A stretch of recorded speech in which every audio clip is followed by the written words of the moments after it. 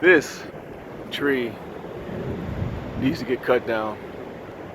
With the winds today, March 2nd, 2018, this is looming ominously over my house.